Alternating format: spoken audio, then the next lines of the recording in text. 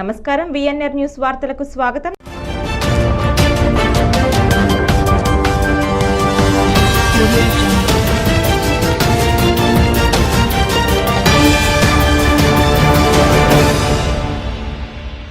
పొంగనూరు నియోజకవర్గంలోని పాఠశాలల అభివృద్ధికి సమన్వయంతో కృషి చేయాలని పొంగనూరు నియోజకవర్గ టీడీపీ ఇన్ఛార్జి చల్లా రామచంద్రారెడ్డి అన్నారు.